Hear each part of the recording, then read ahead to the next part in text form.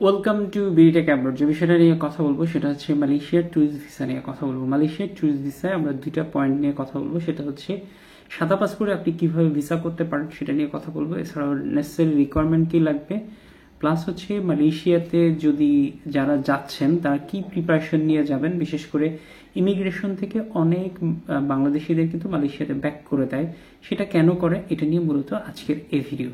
মালয়েশিয়াতে মূলত ট্যুরিস্ট ভিসাটা হয়ে থাকে ই ভিসা, যেটাকে ইলেকট্রনিক্স ভিসা বলা হয়ে থাকে। অনলাইনে এটা আপনি সাবমিশন করলে আপনাকে 7 থেকে 10 ওয়ার্কিং ডেজের ভিতরে আপনার ভিসাটা আপনি পেয়ে যাবেন। আপনি ইমেইলে চলে আসবে, এরপরে যেটা থাকে আপনি এটা প্রিন্ট আউট করে ফ্লাই করতে পারবেন। এটা হলো মূলত প্রসেস বা সিস্টেম।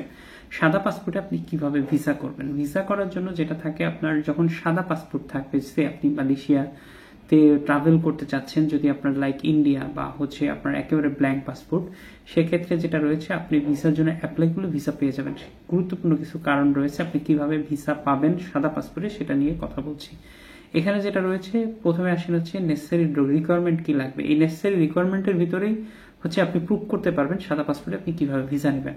যেমন হচ্ছে আপনার একটা ভ্যালিড পাসপোর্ট লাগবে, যে পাসপোর্টে মিনিমাম 6 মাস মেয়াদ থাকতে হবে, বা হচ্ছে আপনার একাধিক পেজে যদি ভিসা লাগানো থাকে তাহলে যেন অ্যাটলিস্ট 2টা পেজ ফাঁকা থাকে যেখানে ইমিগ্রেশন থেকে সিল দিতে পারে। এরপরে হচ্ছে আপনার ফটো লাগবে।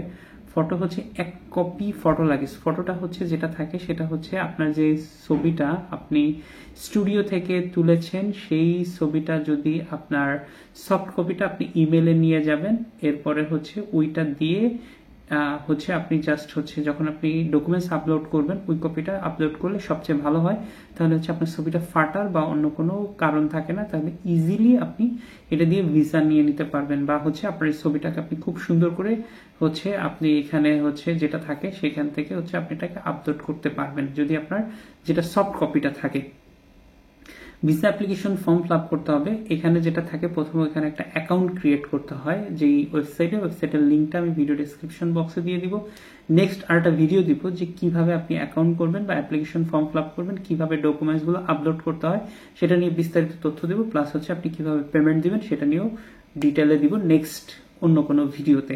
এরপরে যেটা রয়েছে আপনি অ্যাপ্লিকেশন ফর্মের জায়গায় আপনি সুন্দর করে ফিল আউট করবেন। ফিল আউট করার সময় আপনার যে ইনফরমেশন লাগবে, পাসপোর্টের ইনফরমেশন, আপনার পেশা সংক্রান্ত ইনফরমেশন, আপনি মালয়েশিয়াতে কোথায় উঠবেন ওইখানে একটা পার্মানেন্ট অ্যাড্রেস লাগবে, হচ্ছে যেখানে আপনার হোটেলের, যেটা মূলত হোটেল রিজার্ভেশন করে নেবেন, হোটেলের ডকুমেন্টসটা, কারণ হচ্ছে হোটেলের বুকিং এর কপিটা এখানে আপলোড করতে হয়। আপনি কিভাবে হোটেল বুকিং করবেন, booking.com বা অন্য কোনো ওয়েবসাইট থেকে আপনি এটা বুকিং করে নিতে পারেন। এরপরে হচ্ছে অ্যাপ্লিকেশন ফর্মটা ফিল আউট করার পরে আপনার হচ্ছে ডকুমেন্টস আপলোড করতে হয়। এখন আসেন হচ্ছে আপনার ফাইন্যান্সিয়াল ডকুমেন্টস। ফাইন্যান্সিয়াল যদি আপনি মালয়েশিয়াতে আগে ভ্রমণ করে থাকেন তাহলে আপনি 60,000 টাকা মিনিমাম ব্যালেন্স থাকলে আপনি ভিসা পাবেন।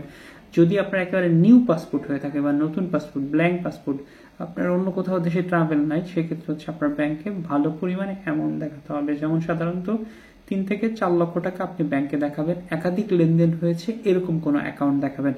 রিটার্ন এয়ার টিকিটের বুকিং এর কপি দিতে হবে। এটা আপনি চাইলে যে কোনো এয়ারলাইন্স থেকে এটা রিটার্ন এয়ার টিকিট আপনি বুকিং করে নিতে পারবেন।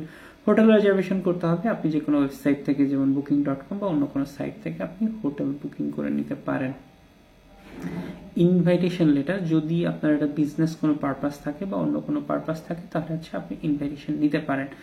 যদি আপনার ইফ এনি কথা লেখা আছে থাকলে আপনি দিবেন, না থাকলে দেওয়ার কোনো প্রয়োজন নেই। আদার্স ডকুমেন্টস আপলোড করার একটা অপশন আছে, এখানে আপনি কি কি ডকুমেন্টস আপলোড করবেন। এটা হচ্ছে সবচেয়ে গুরুত্বপূর্ণ, যে যাদের ব্ল্যাঙ্ক পাসপোর্ট আছে সেটা হচ্ছে আপনি একটা কাভার লেটার লিখবেন।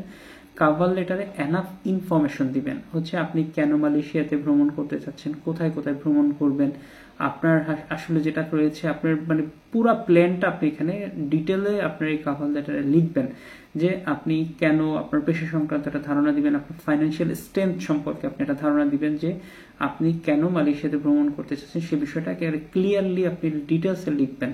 তাহলে যেটা থাকে আপনার কাভার লেটারটা তারা পড়লে আপনাকে ইজিলি ভিসা দিয়ে দেবে, ইজিলি, একেবারে ইজিলি। যে থাকে আপনার যদি কাভার লেটারটা ভালো হয় সেক্ষেত্রে যেটা থাকে আপনার বাংলাদেশে কিন্তু দুটা জিনিস প্রচারিত আছে। একটা হচ্ছে আপনি চাইলে যেটা থাকে সেটা হচ্ছে কন্টাকে নিতে পারেন, আর একটা হচ্ছে নর্মালি। আপনি যে নর্মালি ভিসা নিলে গেলে আপনার খুবই অল্প টাকা, 126 রিঙ্গিতের মতো আপনার লাগে টোটাল কস্ট। 126 রিঙ্গিত দিয়ে কিন্তু আপনি ভিসা পেয়ে যেতে পারেন। এরপরে হচ্ছে আপনার যদি একাধিক দেশ ট্রাভেল থাকে তাহলে আপনার সুন্দর একটা ট্রাভেল হিস্ট্রি আপনি এখানে যোগ করে দিতে পারেন। ট্রাভেল আইটিনারি দিবেন। আইটিনারি হচ্ছে আপনি মালয়েশিয়ার কোন কোন সিটিতে ট্রাভেল করবেন সে বিষয়টা ক্লিয়ার করবেন। যদি আপনি ধরেন হচ্ছে কুয়ালালামপুর বা হচ্ছে আপনি পেনাং এইসব সিটিগুলোতে ট্রাভেল করেন, অবশ্যই যেখানে যতদিন থাকবেন ওই জায়গা থেকে 2টা হোটেল বুকিং নেবেন।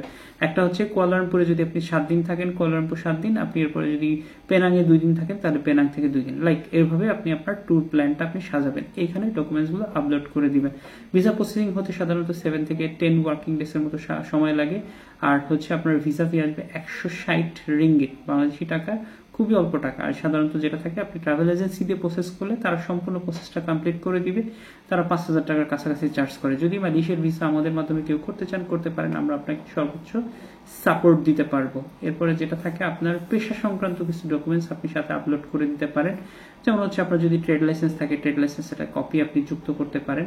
এরপরে যেটা থাকে আপনার যদি ধরেন যেটা থাকে আপনার ভিজিটিং কার্ডটা আপনি সাথে অ্যাড করে দিতে পারেন। আপনি যদি একজন সার্ভিস হোল্ডার হয়ে থাকেন তাহলে এটা NOC, salary statement, salary certificate, visiting card, এগুলো ডকুমেন্টসের সাথে লিভ অফ অ্যাবসেন্স দিয়ে দিতে পারেন। আপনার এতগুলো ডকুমেন্টস বললাম, মালয়েশিয়ার কিন্তু ওয়েবসাইটে এত ডকুমেন্টস আপলোড করার কিন্তু খুব একটা সুযোগ নেই। সেক্ষেত্রে যেটা থাকে আপনি একটা ডকুমেন্টসের সাথে 2-3টা ডকুমেন্টস যুক্ত করতে পারেন। যেমন হচ্ছে আপনি যদি ধরেন কাভার লেটারের সাথে আপনি হচ্ছে ট্রাভেল আইটিনারি, এরপর হচ্ছে ট্রাভেল হিস্ট্রি, এটাকে 3টা পেজ করে আপনি এই 3টা পেজকে একসাথে আপলোড করতে পারেন। এই হলো মূলত আপনার হোয়াইট পাসপোর্টে ভিসা নেওয়ার টেকনিক। মানে হচ্ছে আপনি সমস্ত ডকুমেন্টস কিন্তু চাইলে এখানে প্রপারলি আপলোড করতে পারবেন না। বিশেষ করে যাদের হোয়াইট পাসপোর্ট আছে তারা কোনো এক্সপার্টের সহযোগিতা নেন, সে আপনাকে গাইডলাইন দিবে কিভাবে আপনি ভিসা নিতে পারেন। এই হলো মেইন বিষয়। মালয়েশিয়া নিয়ে যদি আপনাদের আরো কারো কোনো তথ্য জানার থাকে অবশ্যই কমেন্টসে কমেন্ট করবেন, আরো তথ্য দিয়ে আপনাদের সহযোগিতা করার চেষ্টা করব, বিশেষ করে ভিসা সংক্রান্ত।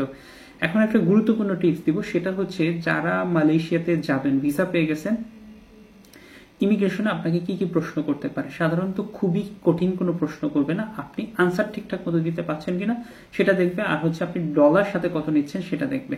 মূলত যাদের সাদা পাসপোর্ট আছে তারা আপনি যদি প্রপারলি আনসার করতে পারেন, হ্যাঁ আপনি মালয়েশিয়াতে কেন আসছেন, আপনার সেই বিষয়ে, আমি ঘুরতে আসছি, আমার কাছে $5,000 আছে বা $2,000 আছে, আমি এই জায়গাগুলো ট্রাভেল করব, আমার বাংলাদেশের স্ট্যাটাসটা এইটা, এই জিনিসগুলো আপনাকে খুব সুন্দর করে ফোকাস করতে হবে। এটা একটা কারণ আছে, কারণ হচ্ছে অনেকে মালয়েশিয়াতে ভিজিট ভিসা গিয়ে ওইখানে থেকে যায়, বাংলাদেশে ব্যাক করে না, এই কারণে মূলত প্রবলেমটা হয়।